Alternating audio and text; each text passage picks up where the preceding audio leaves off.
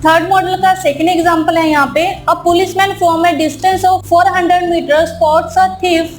When the policeman start the chase, the thief also start running, assuming the speed of thief as 10 km per hour and that of policeman is as 15 km per hour.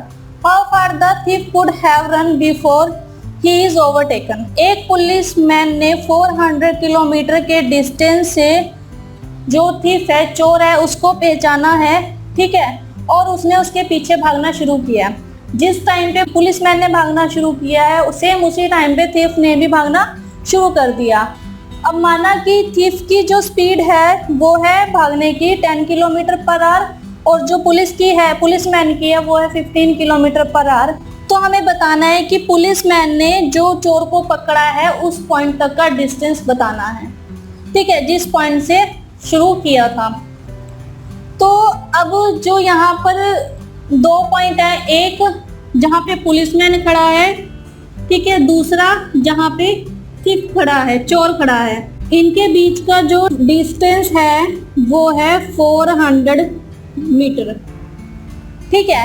अब जो police है ये 15 kilometre per hour की speed से भाग रही है और जो एक चोर है ये 10 किलोमीटर पर आवर की स्पीड से भाग रहा है, ठीक है.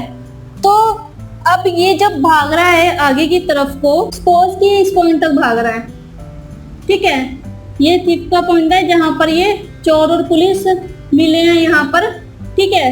तो ये आगे की तरफ भाग रहा है यहाँ से यहाँ तक. तो माना कि जो यहाँ से यहाँ तक का डिस्टेंस है वो है d और हमें फाइंड आउट करना है कि जब पुलिसमैन यहाँ से यहाँ तक चोर तक पहुंचेगा तो ये सारा डिस्टेंस कितना होगा, यानी कि 400 मीटर प्लस d.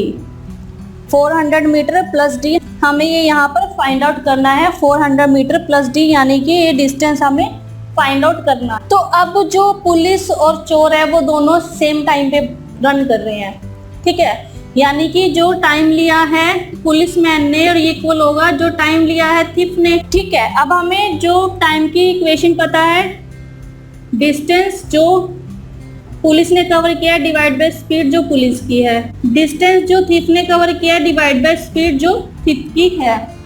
तो हमें पता है कि जो पुलिस का डिस्टेंस है वो है 400 प्लस d, ठीक है, क्योंकि पुलिसमैन ने यहाँ पर चोर को पकड़ा है तो ये पूरा डिस्टेंस है 400 प्लस d डिवाइड बाय इसकी स्पीड है 15 kilometre per hour is equal to, अब चोर ने यहाँ से भागना शुरू किया और इस पॉइंट पे आके रुका है तो यानी कि हमें इसका डिस्टेंस हुआ ये d डिवाइड बाय इसकी स्पीड है 10 किलोमीटर पर आवर.